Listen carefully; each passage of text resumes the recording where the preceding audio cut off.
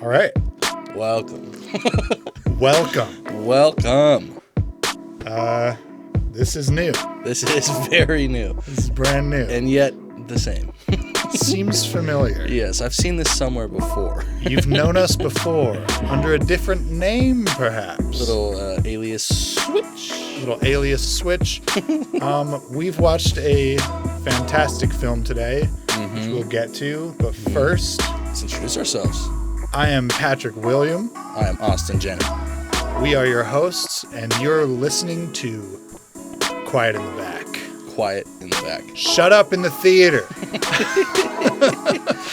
Yes, yeah. Movie podcast. We're going to review all of our favorite movies. You're going to watch them. They're the best movies in history.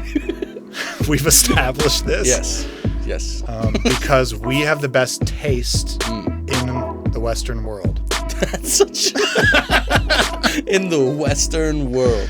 We're not doing all movies from all cultures. We're doing, American movies mostly. Yeah. There's we've got a couple French, a couple Japanese in there this year. Mm-hmm. Mostly it's American movies. Yeah.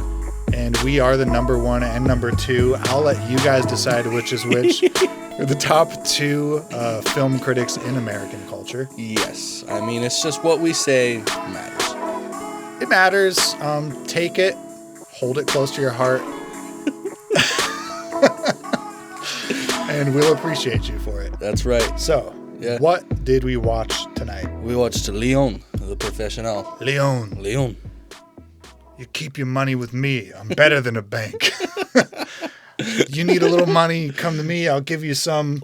Old Tony will always help you out. The banks, they always get knocked off.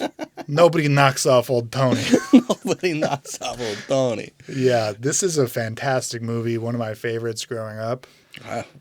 Very, very good. It didn't feel like 2 hours. That's for sure. No, we paused it for a bathroom break after an hour, and I was shocked that an hour had gone by. Like, it felt like I was watching maybe 20 minutes of the movie. No kidding. I mean, it's just the pacing is spectacular. From front to back, every shot is it's there on purpose. Directed by Luc Besson. Besson. Excuse my French, or don't. Luc Besson. He's a French director, writer, producer, kind of everything but actor. Yeah. He's kind of riddled with controversy. A controversial figure, for but sure. Very successful, commercially successful director. He did Leon the Professional and Fifth Element, as well as Ong Bak. Yeah. And then he wrote Taken. Wrote a bunch of movies. Nikita... La Femme Nikita. Yeah. He did a bunch in the 80s that were considered groundbreaking and helped establish like a whole new film aesthetic. Yeah, and what was that called? Cinema du look. Good looking film. Yeah. I mean, just like good looking but like highbrow kind of action. Stylish. Right? Yeah. The critics of his filmmaking style consider it to be style over substance. Mm-hmm.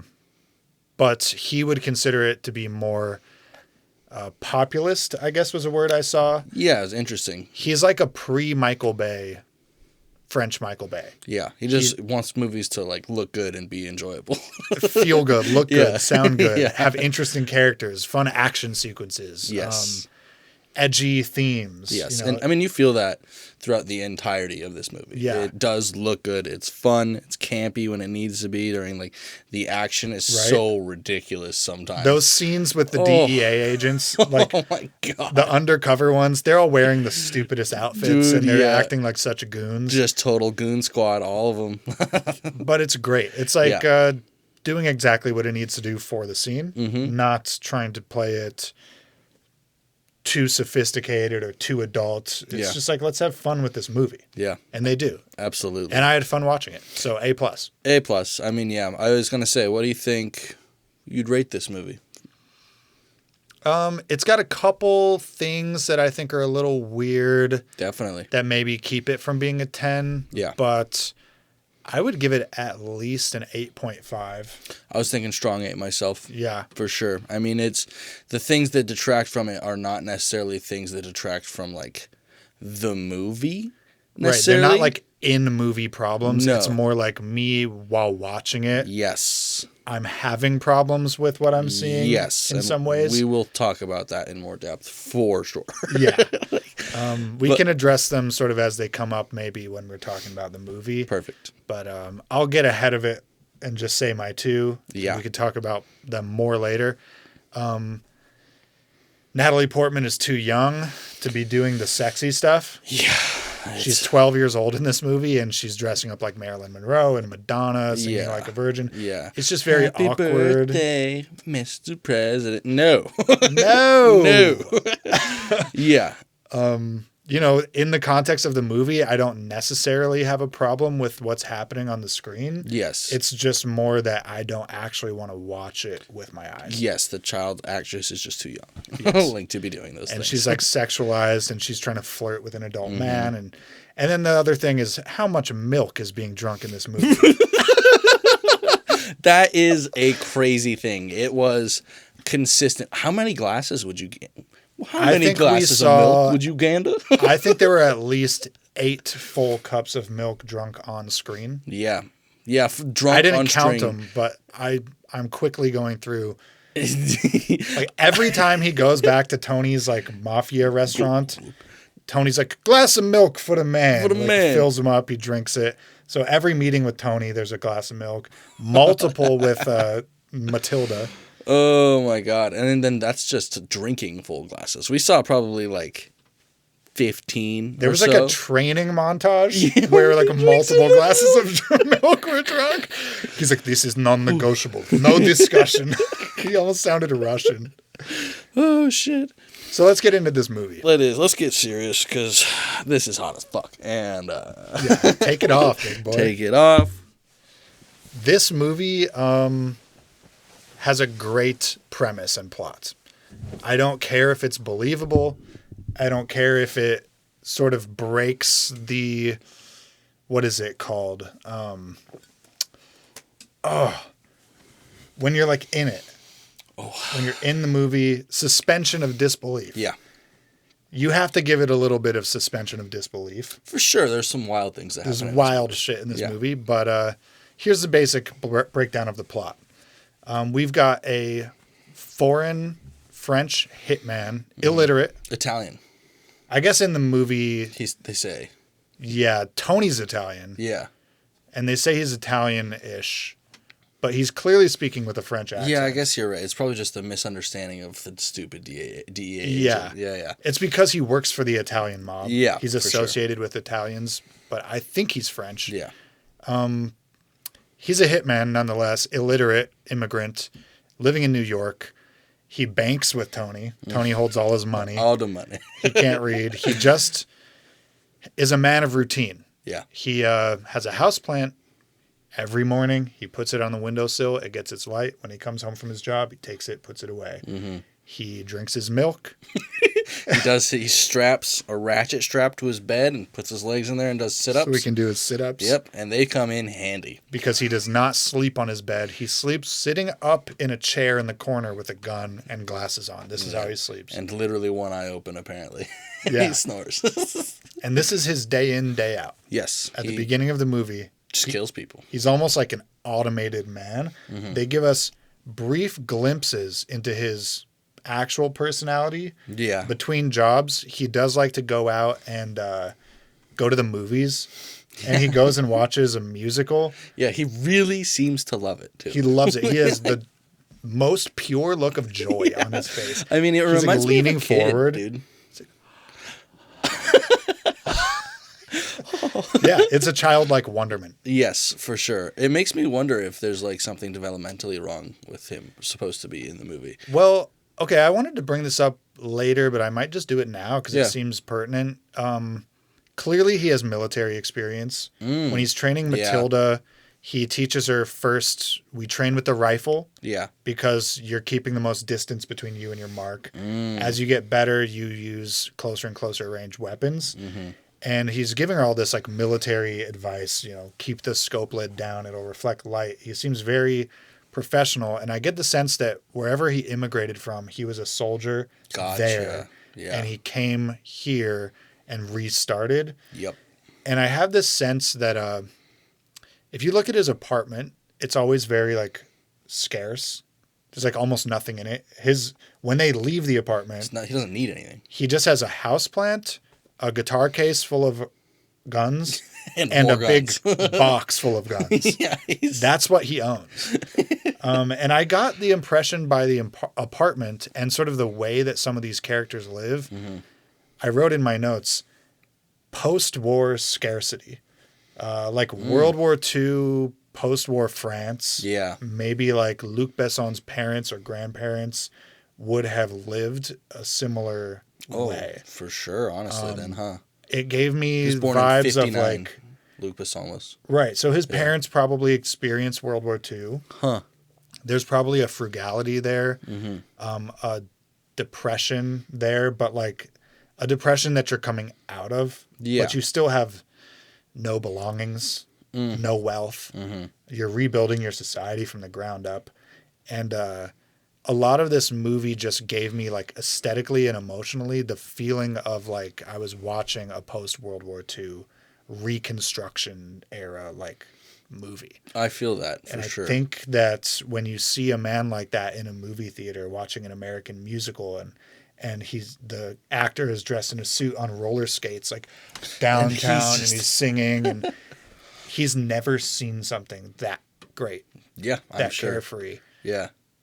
I mean, yeah, that would explain the childlike wonderment, just very well. Because, yeah, he really seems taken aback and, like, fully in it, dude, for something so silly. And it seems like there is an exchange between him and Matilda later where she just got hit by her dad.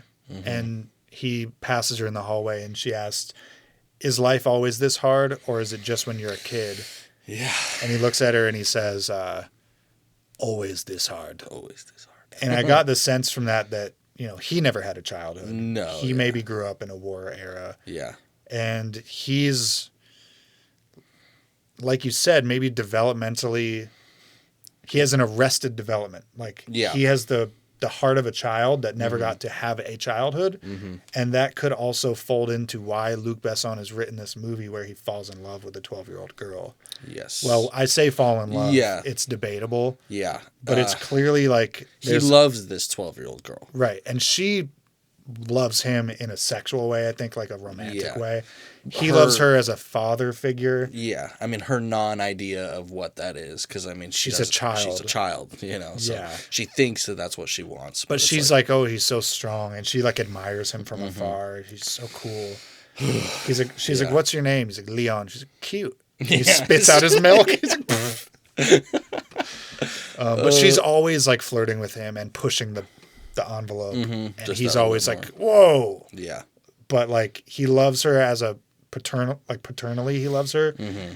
But I do get the sense that, like, this writer, Luc Besson, is doing something there with, like, an adult who never had a childhood and a child who is currently not having a childhood. Yeah. Right? Like, connecting over a familiar trauma. Mm-hmm. It's messy. It's very messy. It's very messy. It's debatable whether love can come from something like that, but what's not debatable is that it shouldn't. She is 12 years old. Exactly. And it's also interesting and worth bringing up that his own marriage is what inspired this when he married a 15-year-old as a 32-year-old. Yes, which was legal in France. Which is legal. We found out. So. France did not implement an age of consent until 2021, 3 years ago. Good job, folks. Good job. And 4 years ago when you're watching this. And the age that they implemented was 15. It was 15. So it's still, what he did in 1992 is still legal in France. Yes. But we're getting sidetracked. Yes, nonetheless. We've got this hitman. Mm-hmm. He lives in a shitty apartment. Yeah. And his neighbor is a 12-year-old girl with an abusive dad, a hooker mom, a shitty sister. It's not even her real mom. Stepmom. No one likes her. She has her brother, though. She has a little 4-year-old brother who she sees as like this innocent, pure being. Yeah. She says that she's his real mom. Like, she mothers him more than his mom ever did. Mm-hmm. And her brother is like the only thing that's good in her life, basically. Yeah. And the dad is getting in over his head with some corrupt cops who are selling cocaine. Yeah. Yeah. And he's taken 10% of their cut. Yeah. So he's been cutting their coke, which he was supposed to just be holding for them. They work for the DEA, so presumably they're seizing this from other busts. Yeah. Passing it on to a mule. Yeah. And then coming back for it later. They come back for it. It's 10% light. Yeah. And they give him till noon the next day to find it. Yeah. And he doesn't. And they come back like 5 deep with guns and brutally kill the entire family. Matilda just happens to be out buying milk. Yeah, buying fucking milk. She's buying Leon milk. But yeah, they kill the entire family. It's so indiscriminate, man. I was actually pretty taken aback. I wasn't expecting that. Like, I mean, it's like serial killer-esque. Yeah, I mean, this is the level of corrupt that a cop would have to be to kill a woman just sitting in a bathtub with headphones on. He kicks in the door to the bathroom and just shoots her in the chest with a shotgun. Doesn't even look or anything. It's just gone. Yeah. And this is part of, I think, the cinema du look that people were, the aspect of it they were criticizing is like, it's style over substance. It's all flash. It's like, no. Would a corrupt DEA agent be this callous, this cavalier with the gunfire, the corruption? Of course not. No. It's stylized action. Yeah. It's like over the top of villainy, but that makes for a good movie. It's like entertaining, and that's what he's prioritizing. It does. I mean, it just also amps up the viewer's emotions about a certain situation and scenario, you know? Yeah. Like, I mean, even something as simple as like Matilda firing off into the fucking into the street, which is so crazy. So after I want to get to that scene. Yeah. It's like the next scene, basically. After her family is killed, including the 4-year-old boy. To their credit, they don't try to kill him, but he's running away and gets like crossfire from the other room. But everyone's dead, and Matilda comes home from the store, and she sees this scene unfolding in front of her, and she knows if she goes home, they'll kill her too. So she walks past the apartment to the end of the hall and knocks on Leon's door. And she's just standing there crying, like, please answer. And she knows if he doesn't answer, they're going to kill her. Dude, I'll give it to her, though, for sure. Natalie Portman killed it in this fucking movie. Dude. Holy shit. Especially for being a 12-year-old actress. Oh, my God. And seeing her, like, when she was, like, just, like, whimpering, please, so quietly. Oh, my God. I felt tears. It. I felt that shit for sure. There's a lot of grown adult actors that can't really, like, pull off what she pulled off in this movie. Yeah, and then we can talk about a great scene is when he opens that door and the light coming through. Yes. Oh, my God. There's, like, this palpable sense of relief because he's watching through the peephole. Deciding. And at the last possible moment, he's delaying and delaying. He does open his door, and there's, like, this soft light that shines through the doorframe onto her face, and the music like swells. Yeah. And it's literally like the light of salvation. Yeah. I mean, could not be more apt. It actually just saves her life. That reminds me, I want to give Luc Besson major credit for the directing in this movie. The cinematography, like, the shots are so good. So good. That first scene, the very first scene where it's all so tight, like to his mouth, to the fucking mirror. It's all like looking tight at the eye back. shots, reflection of the glass on the table. You don't get a single wide shot for like a scene and a half in this movie. Yeah. It's all like super close up shots of like mouths and eyes and tables. Yeah. And it's very stylized, and it's just beautiful. It just looks so good. They almost certainly shot it on film, 1994. Oh, yeah. 4? Yeah, for sure. And you can tell.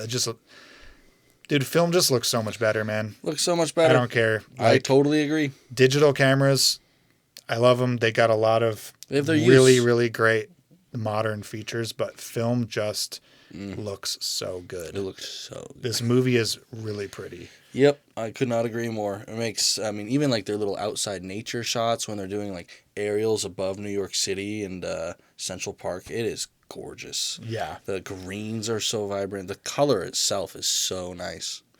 Yeah, man. So she is welcomed into his home a little bit begrudgingly because he's a man of routine, doesn't actually want to change his life.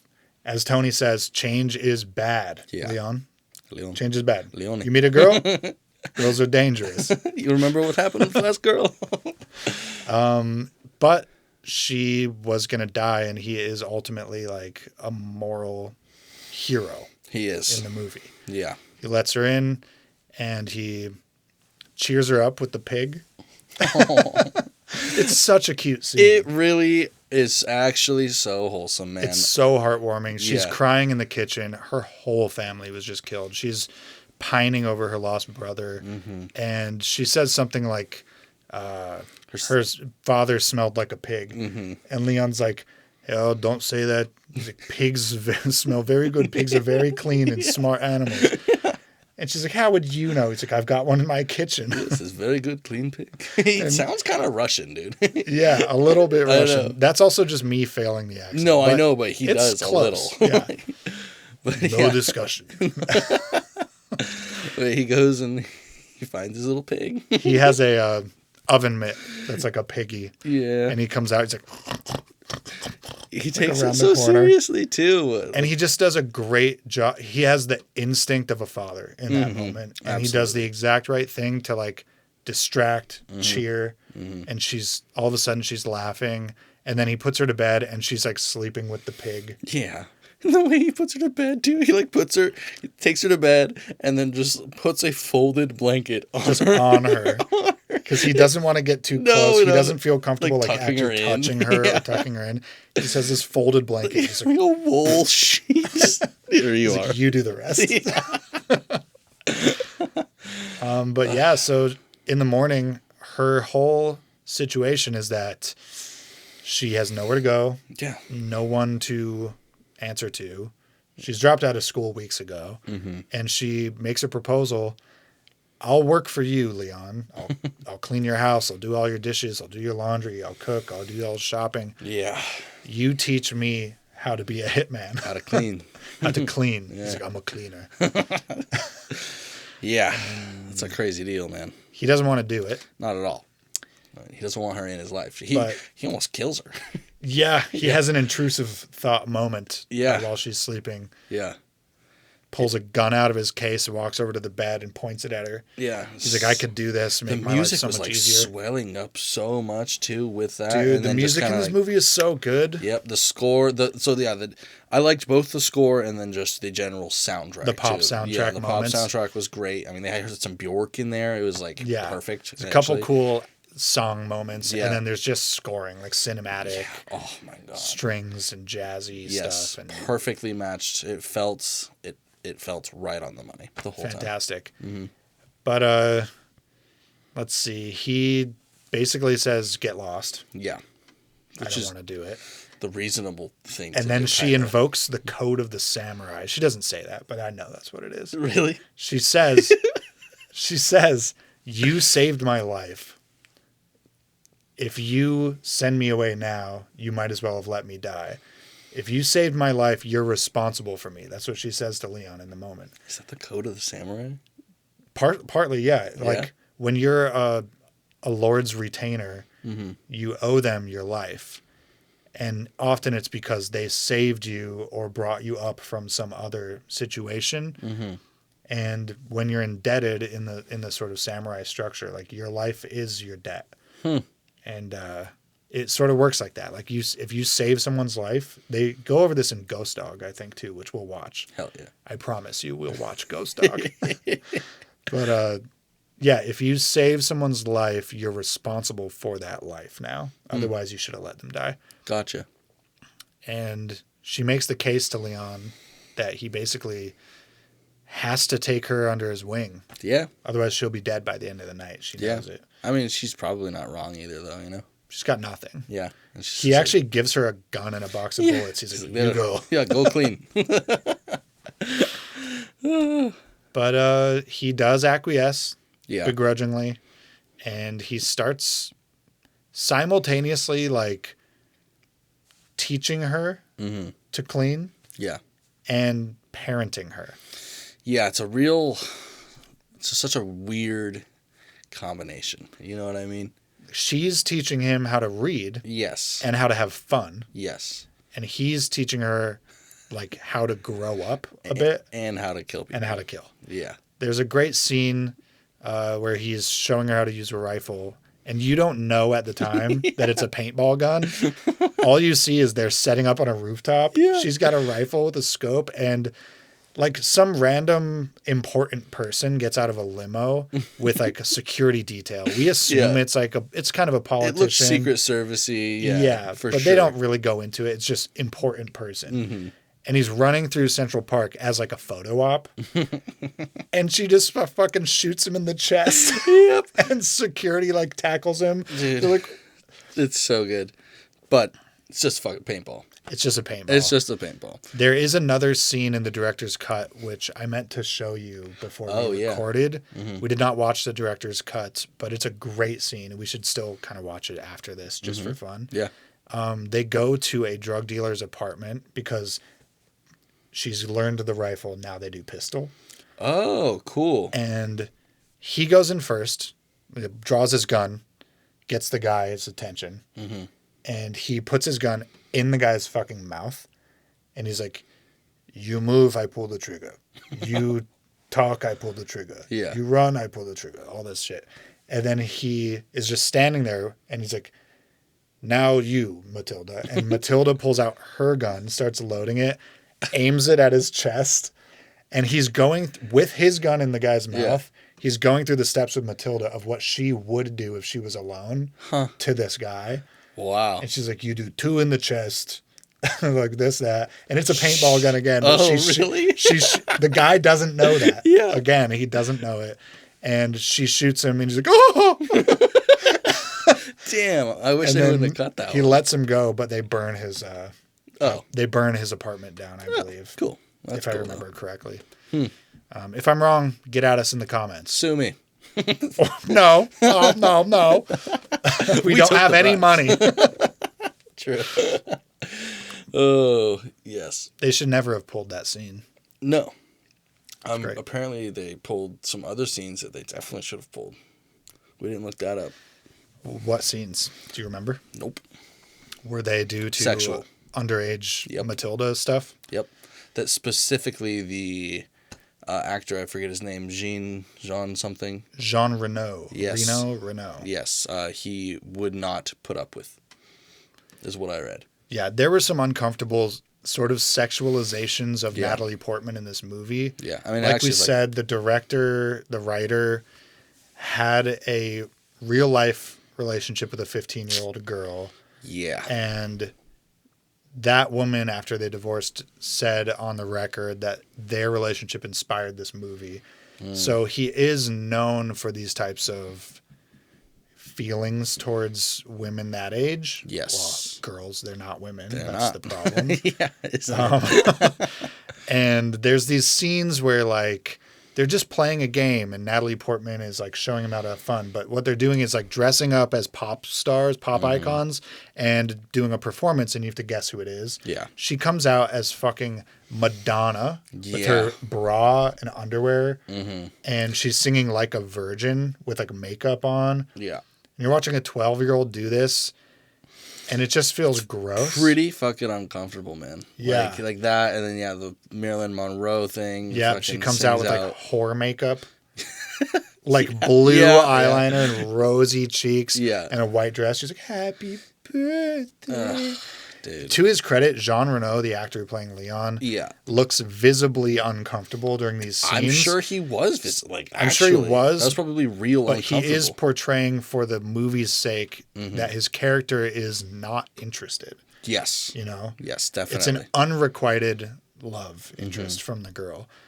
And she is all shook up because she's just underwent like one of the worst traumas possible. Her entire family's gunned down. Literally as bad as it gets. And he saved her. So she's like having this natural bond to him. Yeah. Which does make a lot of sense. Like, I wouldn't necessarily blame a person in her position for maybe like feeling that way towards him, you know, like. Yeah. I mean, just with that level of trauma, you don't know what the fuck you're feeling, especially like a young girl. So like in the context, that's what we meant earlier. Like in the context of the film, I don't necessarily have a problem with the story, like the way the story is developing with this relationship. Yes, it's the reality of what this is. Exactly. It's the reality of knowing that Luc Besson wrote this so that he could direct Natalie Portman. It's like Tarantino with his feet. Yeah. It's like he's always going to write the foot scenes in so that he can film Uma Thurman, wiggle your big toe, or he can drink tequila off of Salma Hayek's foot. It's like, dude, don't mix your fetish in with our professional business. Please. You're making people feel weird. Yes. And that's what I'm it's breaking my suspension of disbelief as I watch, because I'm remembering Luc Besson is into young girls and he's filming this girl, and it's just like ruins the moment. Yeah, it really does. I mean, it's like there's like a level of detachment you can have from it, but you can't really, No. Not when it's actually a fucking 12-year-old girl. If it was like a slightly older woman, but then it would be even more sexualized. Yeah. It's just so messy, and it's weird because he's probably the first positive male figure she's really interacted with, as an adult. The only one, I imagine. He's the only person who's been kind to her outside of her 4-year-old brother, who's not an adult. She's taking care of him. Yeah. So like this is the first role model or person she can actually look up to in the world. And she thinks that she loves him because of that. So it's messy. Super. It's uncomfortable for the viewers. It's uncomfortable for the characters. It's apparently too comfortable for Luc Besson. No shit, dude. No shit. I wonder why he lives in France. Well, he's reviled in France. He is, but not for that reason. Not for that reason. Because of his cinema du look, his too style of her substance. Because he makes action movies. They're like, the girl is fine. The movie style is fucked. Get a hold of yourself. Jeez, man. So that all happens in this little montage of bonding and such that we're currently glasses of milk. It's rifle training. Yes. It's bonding. Yeah. Mostly father-daughter bonding and unrequited love from the girl. Then we enter sort of phase. Well, that's kind of phase 2 of the movie, I guess. Like phase 1 is the introduction, the deaths. Phase 2 is like training, bonding. We enter phase 3 when Matilda returns to the scene of the crime, her old apartment. Yeah. And accidentally just crosses paths with the DEA agent, who, by the way, is played by Gary Oldman. Yeah. And also, we didn't really know he was a DEA agent up until then either. At least I didn't. Yeah, you don't know what he is. Yeah. You get senses that he's more than just a crook. Yeah. But you don't know like what his station is. Yeah. My God, he's a fucking psychopath. Truly. He takes these like nondescript pills that are like pink and blue. Yeah. Pops them in. Crunches them up. He like cracks his neck. Yeah. He swallows it. It's either he's like eating like bits of meth or amphetamine, or it's an entirely fictional drug. I think it's just a fictionalized drug. Yeah. This is the thing with Besson's like cinema du look. It's just making shit up to be cool. It's just like, what's this pink capsule? Yeah. It doesn't need to be real. Just to emphasize his psychotic behavior, So he's like a drug addict. He uses the drugs and music to like disassociate while committing murder. Yeah. He's like listening to Beethoven in his headphones. And Mozart and all this classical shit. It's at one point he's like, I love Beethoven for the way his introductions swell and the crescendos, but he does get a little boring after the intros. And he's like, that's why I stopped after he killed everyone in the guy's family. Because he was listening to the music. Oh. Such a psychopath. Yeah. Perfect performance, too. But he crosses paths with Matilda, and she gets in a cab and follows him and finds out that he is a DEA agent because she follows him back to his office. Yeah. And she comes up with this whole plan to go and kill him. Yeah. She's going to clean that bitch. She's a cleaner. It doesn't go well. He notices her following him and then sort of sets a trap in the bathroom where he goes into the bathroom, closes a stall door, and hides behind the main door. She goes in and then he like closes the door behind her. Yeah. And he totally gets a drop on her. He's just better at this than her. Yes, he is. He saw her the whole time. Yeah. Yeah, and that's a horribly intimidating scene.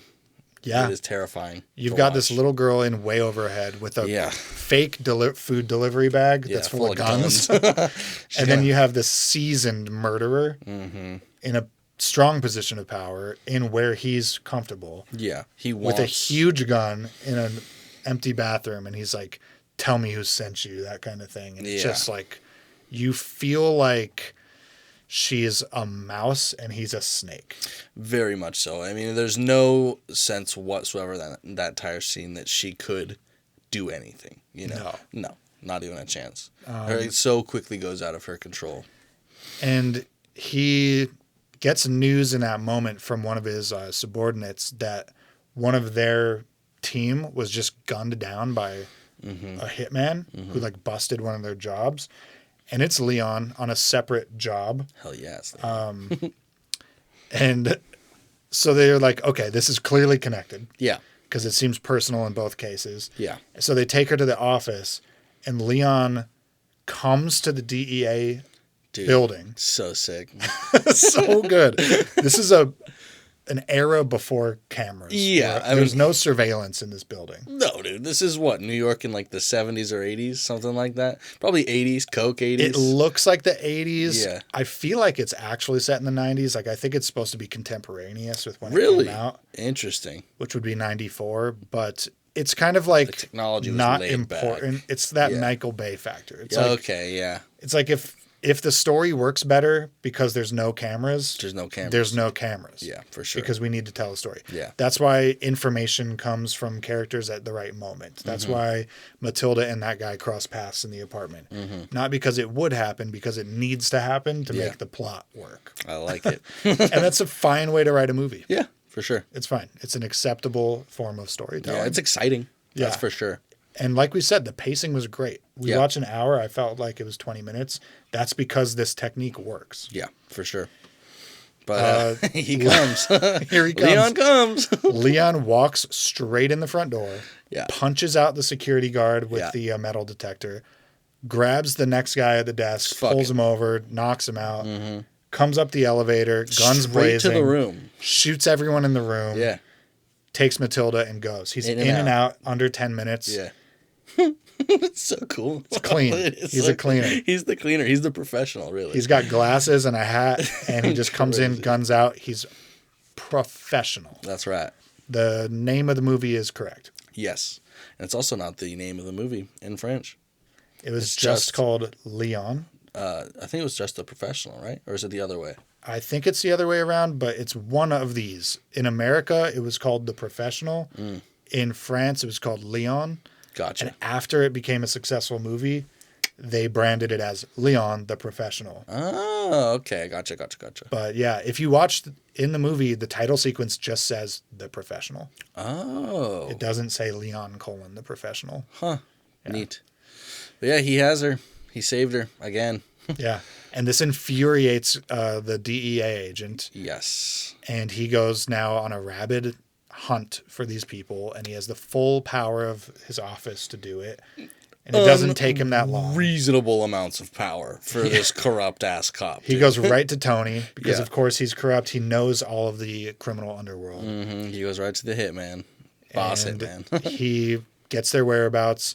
They are pretty easily able to like sort of kidnap Matilda while she goes out for groceries and get the drop on them. Then we have our final action sequence. Yeah, it's a great one. Yeah, definitely. Matilda has a secret knock. 2, 1, 2. Yeah. And when they capture her, they're like, any passcode, anything like that, she gives them the wrong secret knock. Yeah. So they go to the door, they do the wrong knock, which alerts Leon, and you get an incredible sequence of Alpha Team. Yeah. It's like 5 or 6 agents. They all fucking SWAT, SWAT gear, tactical, gas masks, rifles. They go in, and then you see the door close. You see a hand reach down the door frame, close the door, and then just. Dude, so he's got himself between this doorway, up top, above it, and just core strength, holding himself with his legs, and he's upside down. Yeah, dude. Ooh, very honestly, dude, I really appreciate that because they show him multiple times in this movie doing crunches. So much. Ab workouts. Yeah. He's training. And it's the Chekhov's gun thing. Yeah, totally. If you're going to show me the character do a bunch of crunches every day, show me. Make it relevant. Yeah, show me. Hang him upside down and fire. And let me see him then pull himself back up. Oh, dude, that was so hardcore, too. Like, can you imagine? Oh. He's like lowering himself and pulling himself back up with his legs pressed against the door frame. Yeah, and like zero resistance. All core strength. And he has bullet wounds. It's such a great payoff from what the foreshadowing you've seen earlier. Absolutely. For such a simple thing, too. Yeah. It's like super interesting that they did that. I love it. Mm-hmm. Then they send in another team, and they all die again. They all die. And then he comes out to the hallway and takes the offensive, puts a gun in this guy's face as he's like peeking around the corner. Just right there. Like immediately. He tells his boss too. He's right here. There's a great scene during this moment too where I think after the first team gets killed, Gary Oldman like looks at his second in command and he's like, I told him, get me everyone. Oh, God. And the guy's like, what do you mean everyone? And he turns to him and he's like, everyone. And he gets everyone. He does. That scream or that that yell specifically reminded me of his character in The Fifth Element. Yeah. So much. Was also directed by and written by Luc Besson. Yep, so that checks out. I had no idea, but while we were watching this movie, I was thinking that like Gary Oldman's villain character in both movies seems very similar. Yeah. In tone and feeling. And it makes total sense now that it was written by the same guy. Psychopathic energy. Yeah, for sure. It's the same fundamental villain. It's changed a lot. But you know what the wardrobe's different, the setting's different, but Mm-hmm. like the persona is that guy. Yeah, powerful maniac. Yeah. Unhinged psychopathic violence. Yeah. No shit, dude. He says to Matilda, do you love your life? And she says, he says, do you value your life? And she says, yes, I like to live. And he says, good, because I'd take no pleasure in killing someone who doesn't value their life. Which really shows the depths of his depravity. Yeah. He wants to take something from you. It's not enough to like get what he wants. Like it's not enough to get the objective, like the drugs, the whatever. He wants you to not want to die, and then when he kills you, it means more to him. That is some seriously evil shit. Yeah, dude. Like that's worse than demonic. Most serial killers. Yeah, for sure. You know, most serial killers don't even have such a deep motive. No, it's not generally based off of something like that. Like something sexual or like some sort of weird compulsion. Fetishistic or whatever. He wants to take your life from you. That's so fucked up. Yeah. Because you want it. Crazy, dude. But yeah, he puts a gas mask on. He basically they shoot a fucking rocket into his building next. Yeah, well, there's that scene with Matilda first. He cuts out an air vent that's leading down into the laundry chute or just some sort of unnamed air. It's just into the liminal space behind his apartment. Basically. Oh my god, we got to talk about that one scene with the knife. Oh yeah. But it's just like a chute that ends up going down. She can just easily climb down it, and he couldn't fit. And in the meantime, they're getting up, they're ready, and they're loading this rocket onto a 60-millimeter projectile. I don't know what the fuck that was. But they're using them in Ukraine right now. And he has and this is interesting actually too, because it brought up a different reaction between you and I and Kaylin, or at least I think so. When he was basically telling her goodbye and telling her to go, and she's saying, "I'm not going to leave you behind. You can't fit. Exactly. I can't leave you." And he's saying, "You have to go. Yeah, I can do this alone, but not with you, etc." There's a few moments she's heavily crying, and he does kind of hold her face a little bit and I guess caress. He strokes her face, yeah, touches her lip, yeah, and does that gentle touch. Truly seemed parental to me. To me, it did not feel sexual. Yeah. Kaylin said it felt romantic and icky. Yeah, uncomfortable at least. And sure. I will. It is. I will at a minimum concede that it's messy. Yes. And because of other things we've seen in the movie exactly. thus far, it will color the way you're watching it. And depending on your personality, you're going to read it one of two ways. For sure. So I totally understand both ways of seeing that. Absolutely. I took it as like a father's love because parents do touch their kids that way. Absolutely. And he truly never once acted sexually towards her. No. You know, even if anything, he just kind of like gently denies everything. Be like, listen, you don't fucking understand, you know.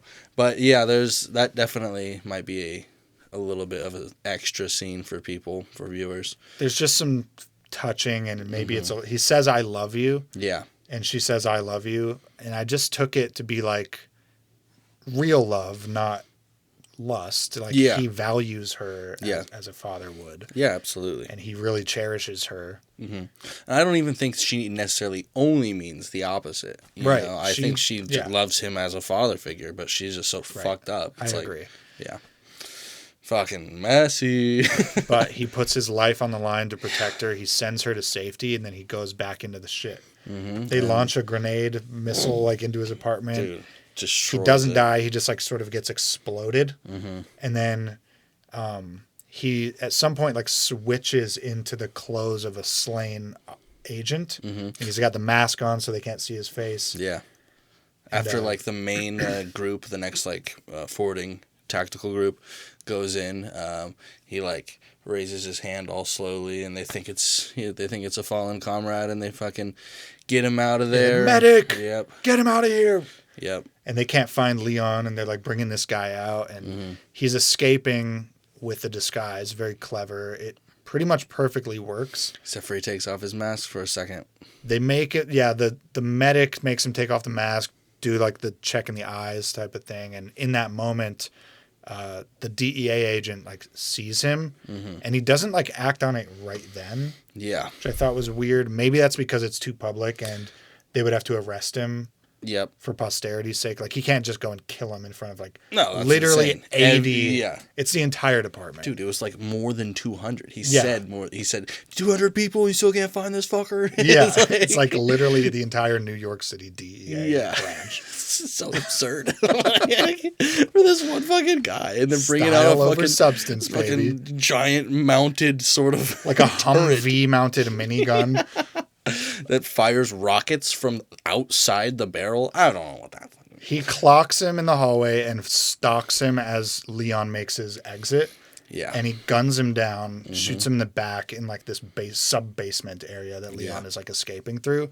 But with one final breath, Leon like reaches out to him and he's like, "This is from Matilda." Places something in his hand. And he puts it in his hand. And it opens it up, and it's the pin of a grenade. And he pulls his jacket back. There's like 8 grenades on his chest, dude.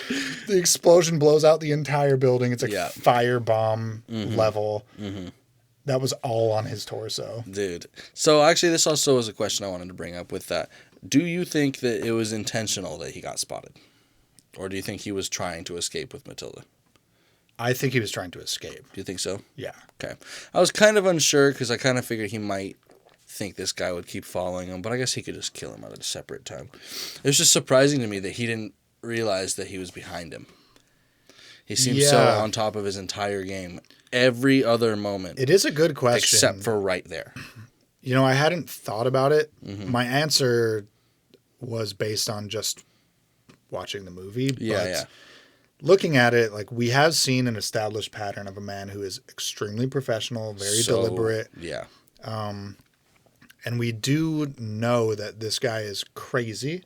Totally. The guy who's trying to kill them. Yeah. And is like rabid like a dog. Like he will not stop hunting them. That's kind of what makes me question So it, maybe Leon understands in that moment that the only way to save, like to secure a future for Matilda is to not only kill the guy, but also himself because he's connected to all of it. It's too messy. And in a lot of ways, he's not good for her.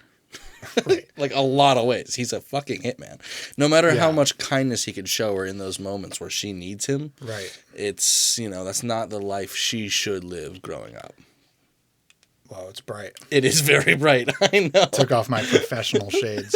We're a little looser now. Don't worry about it. Past the 50-minute mark, we're chilling.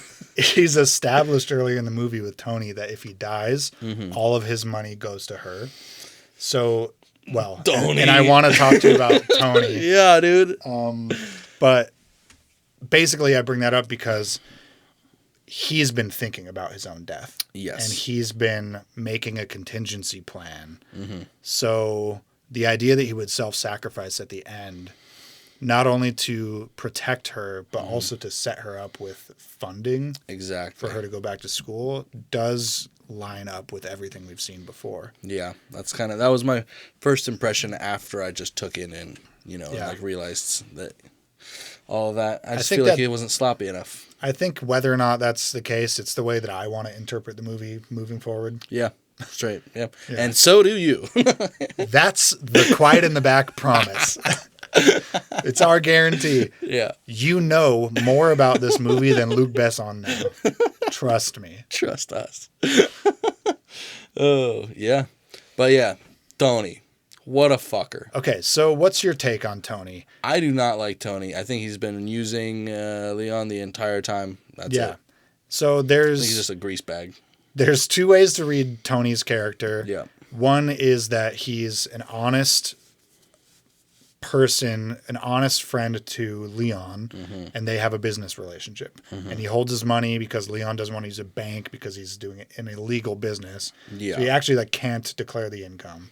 So there's legitimate reasons why maybe you would want to keep your money outside of a bank. Sure. That doesn't explain why you wouldn't just keep it yourself. Yeah. Well, but yeah.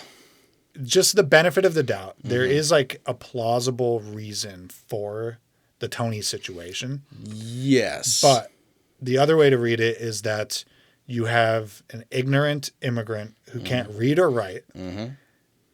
Whose only skill is war skills from his previous country. Yeah. Doing hits for you, and you are manipulating him because he can't read and write. Yes, you're just giving lying to money him to survive. About how much money is in the bank. Because you never see the total Never amount. once.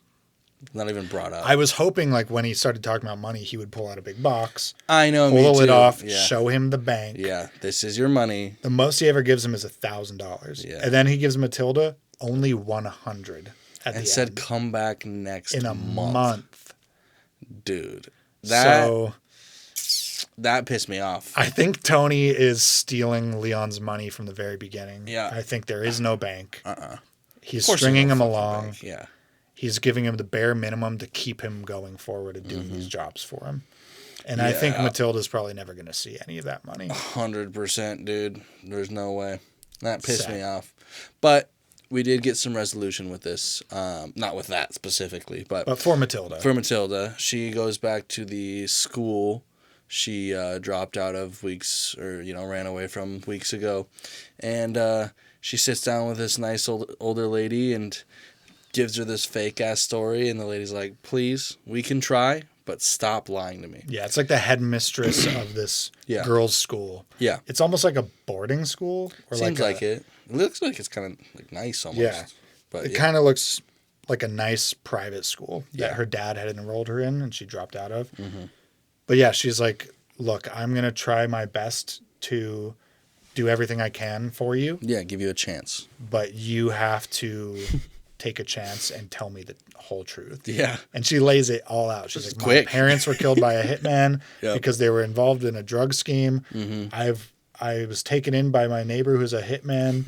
And he taught me for a sec. I've been learning how to kill people. And he just died and the whole building blew up and I'm going to die if you don't take me in. And she the look on her face. She's like, oh. Yeah, and you can tell Natalie's she's being truthful. Yeah. Ugh. She takes the house plant that is Leon's best friend. Yeah. And they've been carrying this houseplant with them the entire movie, even through all the action sequences, which is incredible. He wraps it in a blanket and tosses it down the chute after her, and it survives the landing. And I was actually going to bring up the houseplant. Do you think that's do you think there's anything deeper to that? That he had the innate need to have something alive that he's caring for? Yes. I think there's two symbols throughout this movie. One is the houseplant and one is the milk. I don't know what the milk is, bro. I think the milk literally just represents nutrition. I hate that. It represents like, and this is at a time where like the federal government, you're right, with like the FDA was like pushing dairy and calcium for your bones, and like you need like fucking you remember the food pyramid from it's a scam. I know it's always such been a crazy scam. But the milk is a symbol in this movie for self-care. Okay. For like having good health. Yeah. He's doing crunches and he's drinking milk, right? He's taking care of himself. Yes. So that's physical well-being is manifested through the consumption of milk. You heard it here. Story of my life, brother. The plant represents the innate need for care. Like he needs something to care for. Yeah. To validate. Like an adult needs something to care for to feel important. Yeah. And that gets replaced or displaced by Matilda, a human girl. Yeah. Now he has a real child to focus his like paternal instincts on, and his instincts are strong. Like we've talked about them throughout the movie. And yeah, definitely. I think the plant is nice at the time because it doesn't have questions and it doesn't talk back. It just light water. It doesn't tell the fucking hotel manager that you're living at that you are you're his lover. That was a lot. They check into this motel under the auspices of a father-daughter relationship. Yeah. And then halfway through the movie, she just like is feeling edgy. Yeah, yeah. And she goes up and she like flirts with the hotel man and she's like, he's not my dad, by the way. Yeah. He's my lover. And then the hotel guy kicks him out. Yeah. And like, what the fuck? You just kick him out? You're not going to like don't call involve the cops? Anything else? Yeah. Like try and get her taken away, dude. Yeah. Yeah. But I think the plant is symbolic of him having an innate sense of like needing something to care for, being a caretaker. And the milk is just health, nutrition, strength. Yeah. You know, it represents because he makes her start to drink milk and stop smoking cigarettes. And stop cursing. The cigarettes represents like self-destruction and the milk represents like self-care. Yeah. Absolutely. So it's really just that simple, I think, but it's just a simple symbolic thing that you can see in a montage that like represents how you're supposed to feel about their growth as characters. Yeah. I liked especially the plant. I liked that quite a bit for sure, but the milk was a lot. But she plants it in outside. She plants it outside in the grass and that thing's going to die. It's going to die. The thing about houseplants is they can't withstand the like winter. A small fern. They're in New York, dude. Yeah, dude. They get. It's very far north. That shit they is get full winters in New York. Aw, I didn't even think about that, man. And she names it Leon and plants it, and it's like symbolic that like Leon has. They're always talking about putting down roots. Yeah. And you know. Yeah. Growing and. I didn't think about the plant dying at all. Yeah, it's gonna die for sure. But within the context of the movie, it feels like it's good. Full circle. It's like resolute. It's putting a bow on it. It feels good at the moment. It's just me being an asshole. Like, no, it's going to die, right? But you're totally right. It is gonna. It is. She's a fucking 12-year-old brain. Yeah. Oh. Well, we're sitting at about an hour right now, you guys. Yeah. What more can we say about I mean, I can just only comment movie? On how wonderful, in a lot of ways, the direction was again. I mean, the camera work was phenomenal. Beautiful. The acting was top-notch, dude. Across the board. Fucking Leon, Gary Oldman, and Natalie Portman all... Yeah. So good. The goons were all gooning. We love goons here. The gunplay was gunning. Yeah, man. It was campy when it felt like being campy. It was dramatic when it needed to be dramatic. It just like hit every beat correctly. Yeah, totally. It rock solid movie. I love this movie. Yeah. I give it, like I said, probably a strong 8, like approaching a 9, maybe not a full 9, but I would consider it a must watch. Yeah. That's why we're doing it. Definitely. I mean, it's just so provoking, too. You know, whether you like it or not, it's going to make you think about a lot. It's highly emotional. It makes you feel. It makes you think. It's also fun in a lot of weird ways. You'll laugh. Yeah. You could cry. Yeah. Depending on, a lot. How hormonal you are that day. But yeah, rock solid, man. That's it. Yeah. It's just quiet in the back. Quiet in the back. Quiet. Stop talking in the theater. We're quiet in the back. This is our first episode is Quiet in the Back. You may remember us from our Booty Whiskey days. Yes, this was a long time ago. We are going to do our we're going to do our best to keep all the Booty Whiskey episodes up.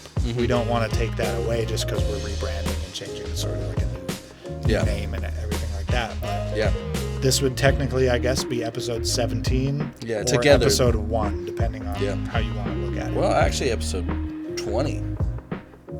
With the holiday specials. Yeah, this is the 20th time that we've done this. Yeah, we did 3 holiday specials, huh? Yeah, but we're taking it seriously now. We did a little research this time. We did research. We do have 3 cameras. Yes, but that is not affecting the hot takes. Like, we're going to have some disgusting, horrible hot takes. We're still going to just say what we want. That's going to be bombastic and offensive. Yes. Bombastic. Mr. Bombastic. There's like a white guy with dreads in this movie who calls someone a bomb clock. Yes. Yeah. I thought that was very funny. I was like, okay. Yeah. And that is not the first time that Gary Oldman is in a scene with a white guy with dreads. He plays a white guy with dreads in True Romance, which we will also watch. I'm excited. I've heard a lot of really good things about that one. Hey, is it White Boy Day?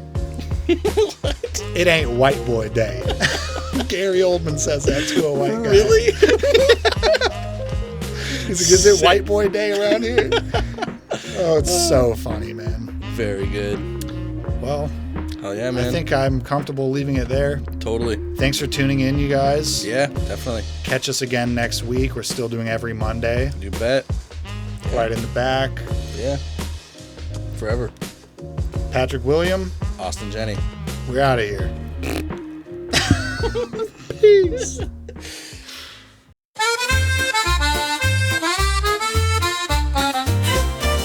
Leon's at the table in a hat as soft as silk. In his glasses you can see reflections of his milk. He's talking to Tony. Tony is the bank. Tony is the man that gives you jobs and that you thank. Killing is a good job, earn $5,000 a head. But when you cross the wrong man, then he wants you dead. Leon, it's the life of a professional. Leon, please do not get sexual.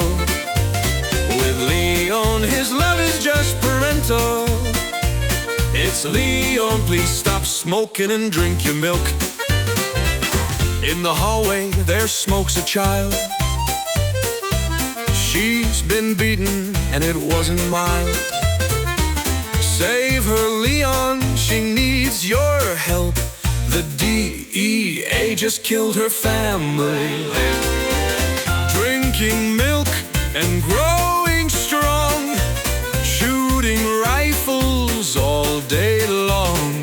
Teach her how to clean, Leon. She's only 12, so please keep it parental. Leon, it's the life of a professional. Leon, please do not get sexual. With Leon, his love is just parental. It's Leon, please stop smoking and drink your milk.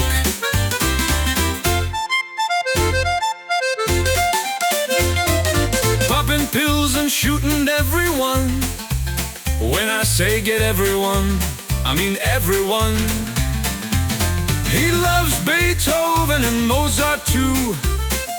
Gary Oldman wants you murder you. Luc Besson made a questionable play. Technically legal doesn't make it okay. His 15-year-old bride was pregnant that day, and he made a movie about their love. That's not okay. Leon, it's the life of a professional. Leon, please do not get sexual. With Leon, his love is just parental. It's Leon, please stop smoking and drink your milk. Leon, please stop smoking and drink your milk. Leon, It's the life of a professional. Leon, please do not get sexual.